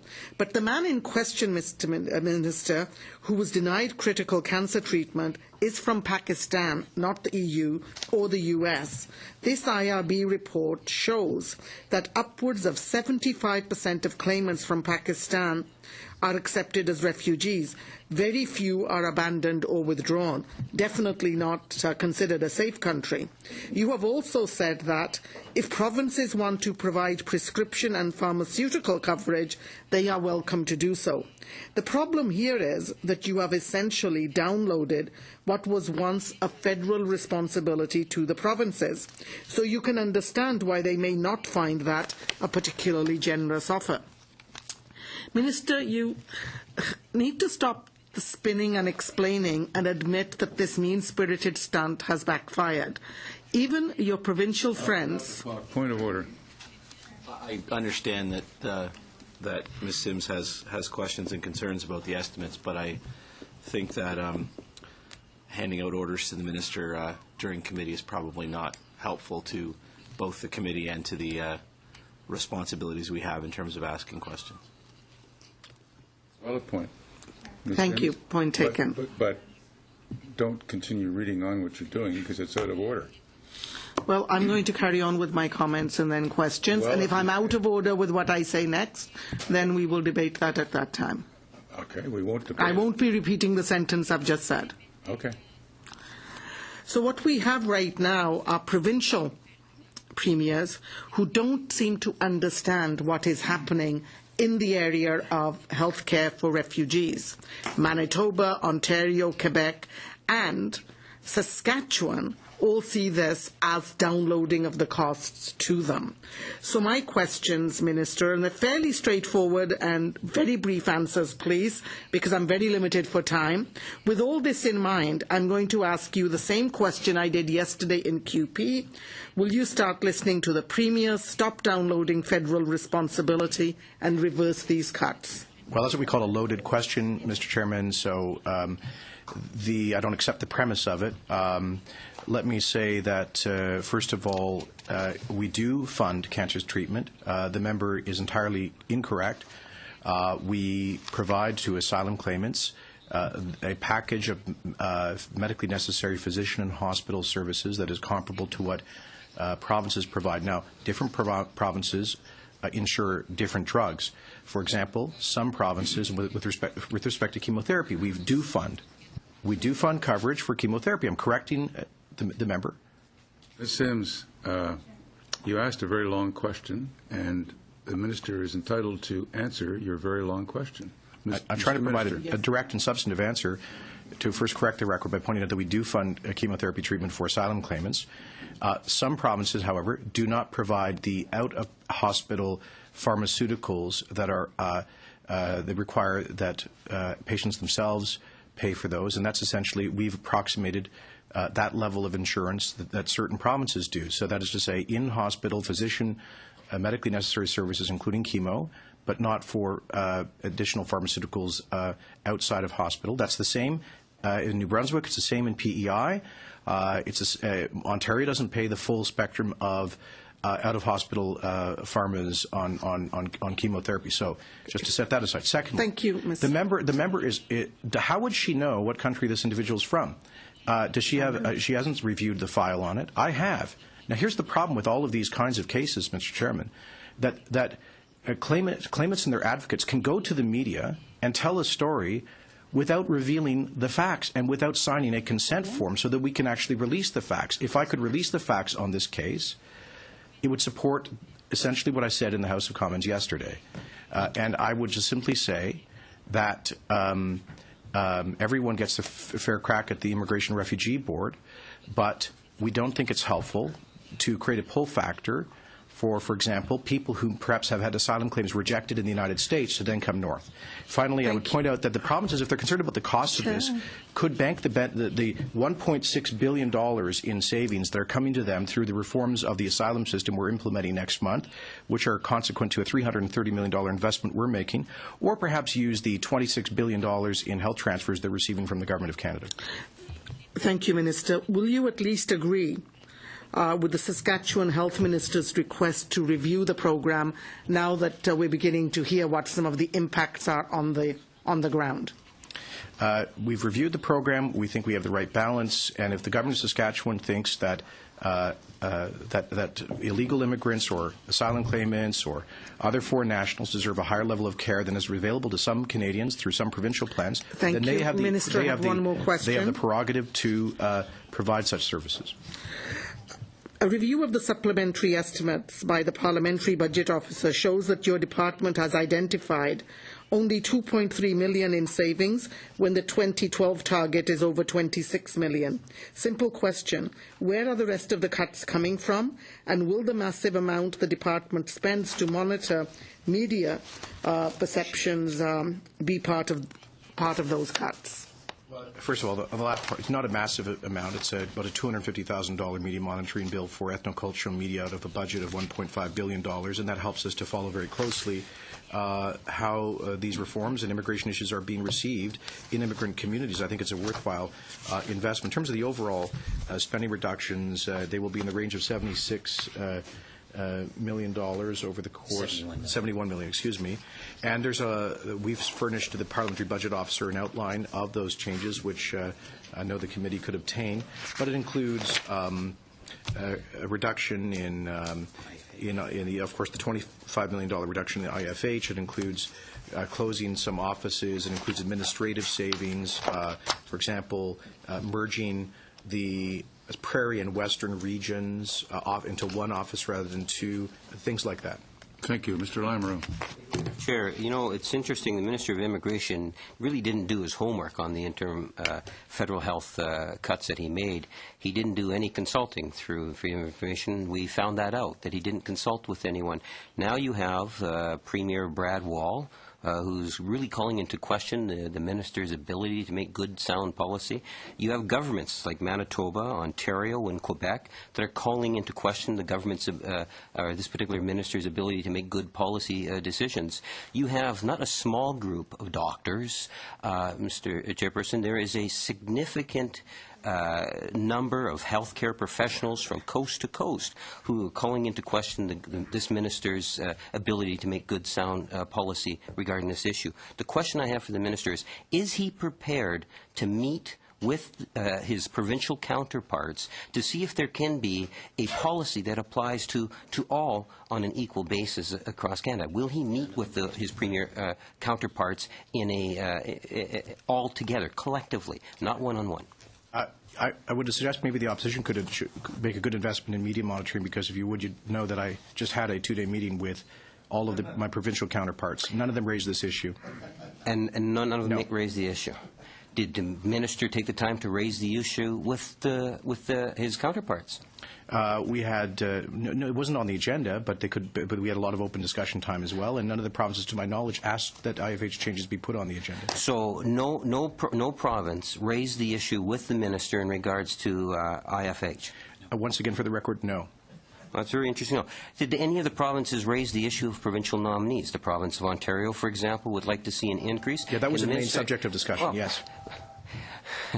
Very good. The issue is, are you looking at increasing the number of provincial nominee certificates to the province of Ontario? If so, by how many? And in particular, the province of Manitoba, are you looking at giving them a guarantee as to the numbers that they have? Well, the answer is that we have not yet done our allocations for 2013 for the provincial nominee program. We are taking into consideration the various submissions we receive from provinces. The challenge, Mr. Lamoureux, is that all provinces are asking for significant increases, which either would require a significant increase in overall immigration levels or a significant reduction in the number of federally selected immigrants. We have already expanded the number of permanent residents admitted through the PN programs by nearly tenfold, going from a few thousand PR permanent residents in 2005 to about between 42 and 45,000 in next year's immigration plan. So that's not a cap. It's a tenfold increase. Yes, but now the number of certificates issued is closer to about 20,000 certificates. Yes, sorry. And what we should be looking at is an increase somewhere in the neighborhood of up to 30,000. Does the minister see any need to increase? Will he be prepared to increase the number of certificates so that the provinces that have the demand for these certificates will be able to receive more nominees? Well, each certificate represents about just under 3 people. So if you ask for an increase of 10,000 certificates issued, yes, you're asking for an increase in immigration of about 30,000 new permanent residents, not that bad. each of whom would then that would then lead to further family reunification sponsorship. So you're talking about a very significant increase in overall immigration levels, which only 10% of Canadians support. Okay. Well, so now the minister understands it. The question is, will the government actually do it? There is a huge demand coming from the provinces on this particular issue. It was a huge issue from the First Minister's meetings at the Atlantic Canada just recently. Will the minister respond by acknowledging and saying, yes, the government's prepared to increase the number? We certainly acknowledge requests by several provinces to increase their allotment for provincial nominees. We had a very constructive discussion about this 2 weeks ago at our federal provincial territorial meeting. I think there's an understanding on the part of the provinces that there has to be a more rational model for the allocation of these positions. One province, for example, the one you come from, has 32% of the provincial nominees with about 3 and 4% of the population. And there's no correlation in the current formula. There's no formula for allocation. There's no correlation between the allocation of PN positions and labor market needs. And some provinces, frankly, do a better job than others in terms of the administration and the integrity of their program. So these are complex issues that we've discussed with the provinces. We have demonstrated our support for the program and provincial participation in the selection of immigrants by increasing it tenfold. I would remind you, Mr. Lamoureux, that if we were to go back to the position of the previous government, we would have to cut the number of PNs by 90%. No time, Mr. Lamoureux. I'm sorry. It's almost quarter after. There was some discussion whether we could go past 5:30. Is there unanimous consent to go past 5:30? Yes. There is no consent. So what I will do, the questions of the minister will end at 25 after, because we have to have the usual 3 votes. So I will end the questioning wherever we are at 25 after. Mr. Meningakis. Thank you, Mr. Chair, and thank you, Minister, for being here again today, and to all the officials for once again joining us. Minister, in your recent meetings with your provincial counterparts, I know that the expression of interest system was a topic that was considerably discussed. I've heard some good feedback about that system, and it seems to me like it's good common sense. I'm wondering if you can share with us the reaction of the provinces with respect to the EOI system, and perhaps some of the things that you've been hearing from the business community. I'm going to defer the question on provinces to my deputy, because he's been working very closely with them on this. Thank you. Thank you very much, Chair. Provinces are very interested in the expression of interest system. We set up in June a federal provincial territorial working group. And so that group has been very busy. We've scoped out a whole different series of areas we agreed to work on together, one of which is how best to involve employers. At the same time, we held a series of roundtables with employers across Canada. They are very, very keen to be interested, to be involved in this new system. So we've talked to them about a number of the key design elements, and we will go back out to them early in 2013 to get another level of feedback with a further detailed level of proposals. And also, in terms of the business community, I've tasked my deputy with working very closely with employers, sector councils, industry, and other stakeholders in the design of the expression of interest system to ensure that it is labor market responsive and relatively user-friendly. Like, we don't want to set up what is, in sort of bureaucratic, abstract terms, a perfect system on paper that becomes unusable for example, small and medium-sized enterprises that do not have their own HR department, can't navigate their way through the complexity of the immigration system. So deputy and officials have been meeting with all of the key industry councils, with the chambers of commerce and so forth, and there's a lot of very keen interest on their part.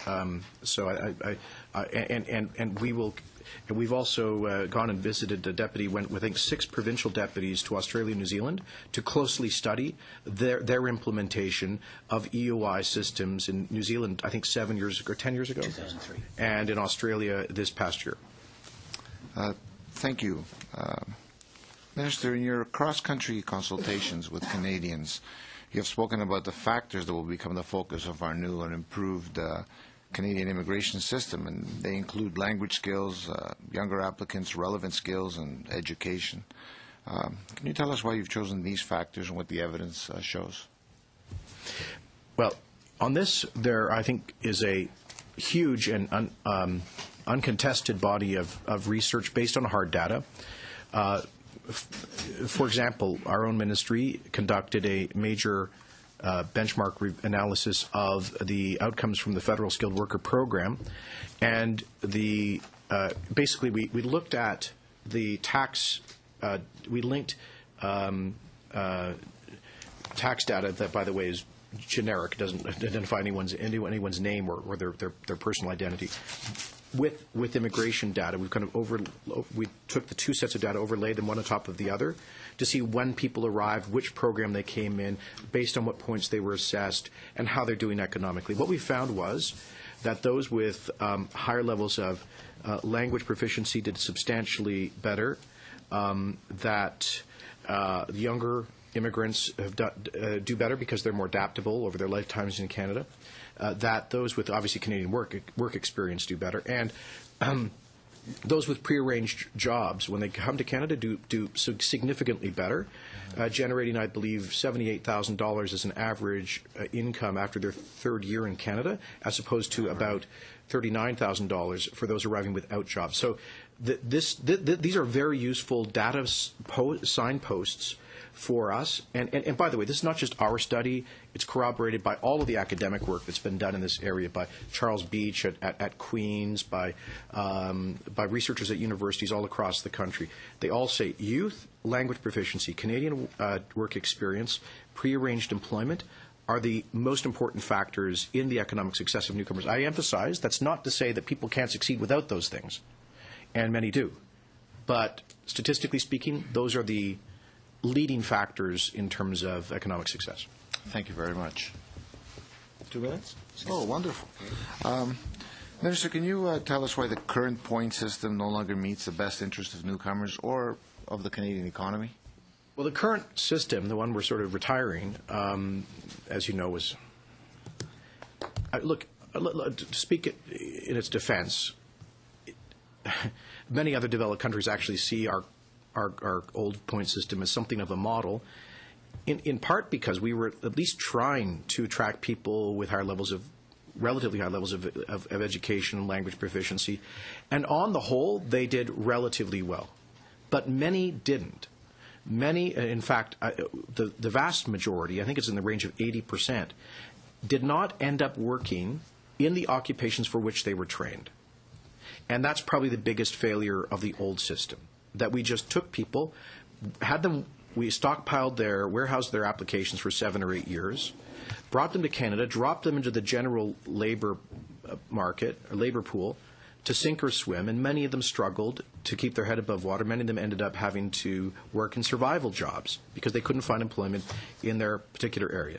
So this is why I think we've seen the incomes on average for immigrants going from 90% of the average Canadian income in the mid-late 70s to about 60% of the average Canadian income now. It's, I think, why we see the rate of unemployment amongst recently arrived immigrants twice as high as the general unemployment rate, and the rate of unemployment amongst immigrants with university degrees 4 to 5 times higher than it is for native-born Canadians with university degrees. These numbers are unacceptable. They reflect a social reality of too many people who have left high levels of employment in their countries of origin, coming to Canada only to face frustration stuck at the bottom of our labor market. That is unacceptable. And I actually think there's a moral dimension in trying to get this right so that the people we invite here don't feel like they've been exploited to take their high levels of education and become stuck at the bottom of the labor markets, but so that they can actually come and work at their skill level, like young Mr. Gaurav Gore that I met, our 20,000th CEC participant. Thank you. Thank you very much. Ms. Simms, you have less than 4 minutes. Thank you, Mr. Speaker. I would like to move that the Standing Committee on Citizenship and Immigration formally ask the Minister of Citizenship and Immigration to undertake to the committee to release information that the that the PBO has requested on the cuts in his department. That's a motion? Yes. Motion is in order. Debate, Mr. Lamoureux. Mr. Chairperson, I'm just going to yes, speak. Ms. Sims can open. Sure, go ahead. I do remind you this meeting will end at 25 after. Yeah. But go ahead, Ms. Sims. Well, the minister is here, and as we know, whenever you put a budget together, what's not in the budget is really critical because it informs us of where things are going. And in order for parliamentarians to make informed decisions, and even for the PBO to do an assessment of where things are going, I think it is really critical that that information be shared. And I, as a committee member, would certainly like to have it brought to this committee, the information on the cuts to the department. Now, I know we've got numbers here, and the minister gave us a kind of a couple of areas that he mentioned very briefly when he spoke, when he answered a question. But the critical thing for us as parliamentarians, so that we can do our due diligence of the budget, and is to get a very clear idea of where all these cuts are going to be happening, so we can take a look at what the impacts are going to be, and before we make any decisions. To save time, Mr. Minister, will you give us this information, or is this information available?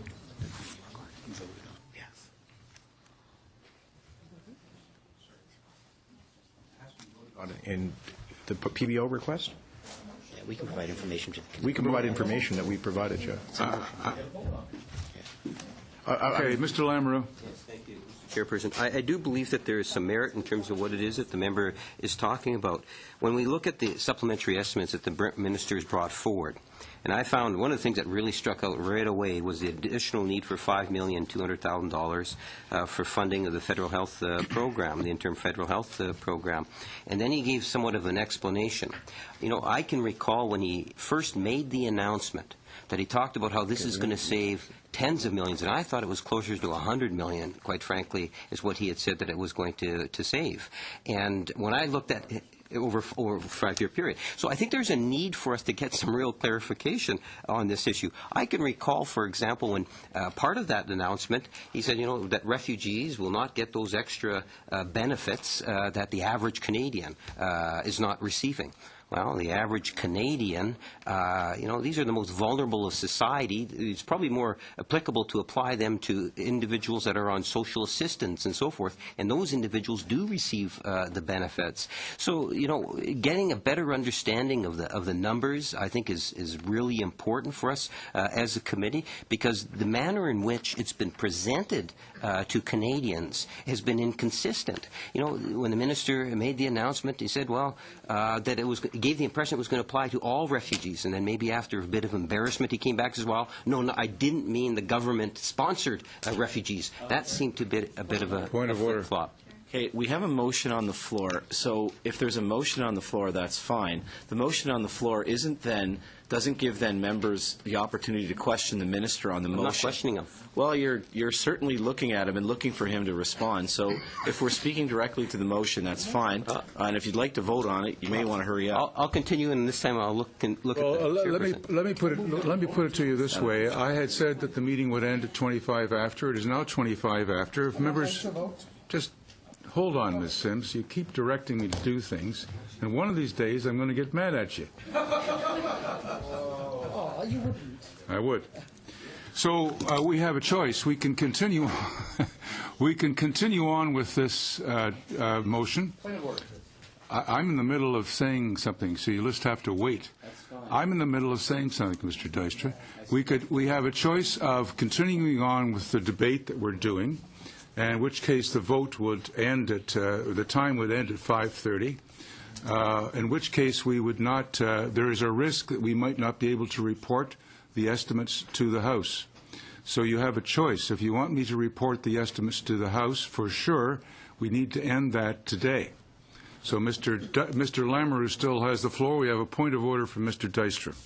I would like to know why we didn't have to get a notice of motion for this motion. I can explain. I want to hear. No, I'm sure you can, but I want to hear from the clerk. Can I get a copy of it? Sorry.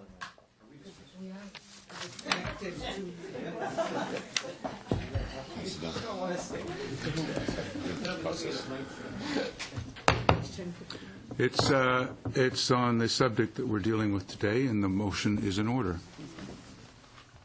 Mr. Lamoureux, you still have the floor. Thank you, Mr. Chair. And that's why, as I was saying, I do believe that there's merit for this particular motion. If we take a look at the supplementary estimates that the Minister of Immigration is trying to get through, and as we saw during the whole question and answer period, that there's a lot of focus that's being given on the interim health financing. And part of the supplementary estimates is the Minister coming forward saying, look, I need another $5 million plus dollars. When he made the announcement, there was the impression that it was going to be literally saving millions of dollars. Mr. Opitz. Mr. Lamoureux was going over the minister's statement. He's not really talking to the motion at all. No, he's in order. Yeah. Yeah. Yes, thank you, Mr. Chair. So we need to be able to at least to get a better understanding of those raw numbers. And the only way in which we can do that maybe is if we get a better picture, and what the motion that is being suggested might help facilitate that, because there have been inconsistencies throughout, whether it's dealing with the money issue, whether it's dealing with the policy announcement itself, and what the actual policy is today. Yesterday I stood up in question period and I cited examples because of confusion. There are children that are not being given the health care and the needs that they require because of the confusion. So that would help clear up the confusion, I believe. Okay. All in favor of this motion? Yes. Recorded vote. Recorded vote. I'm sorry, Ms. James, did you wish to say something, Ms. James? I'm going to withdraw it. Actually, I think Mr. Dykstra was ahead of me, but I'm okay just to vote on this motion. Okay. Sorry, any further debate? All those in favor? Recorded vote. Recorded vote. Madam Clerk. Mr. Dykstra. No. Ms. James. No. Mr. Leong. No. Mr. Menegakis. No. Mr. Opitz. No. Mr. Weston. No. Ms. Freeman. Yes. Madame Grosguet. Oui. Ms. Sims. Oui. Ms. Sitsavaisan. Yes. Mr. Lamoureux. Yes. The motion fails. Disappointed. Shall vote 1 under Citizenship and Immigration carry? No. Yes. Okay, we're going to have a vote. All those in favor? All those opposed? It carries. Shall vote 7B under Citizenship and Immigration carry? Absolutely. We're going to have a vote. Opposed? It carries. Shall I report the supplementary estimates to the House? Yes. We're going to have a vote. Mr. Speaker, recorded vote, Mr. Speaker. A recorded vote, Recorded vote, Mr. Lamoureux? Okay. Madam Clerk. Mr. Dykstra. Yes. Ms. James. Yes. Mr. Leong. Yes. Mr. Menegakis. Yes. Mr. Opitz. Yes. Mr. Weston. Yes. Ms. Freeman. Yes. Madame Grosguet. Ms. Sims. Yes. Ms. Sitsavaisan. Yes. Mr. Lamoureux. No. Okay, I will report the matter to the House Monday. Madam Clerk, you'll have something for me? Tomorrow. Tomorrow. I will vote it tomorrow. I want to thank you. You are dismissed, Mr. Minister, and your extraordinary assistance. Thank you very much. This meeting is adjourned.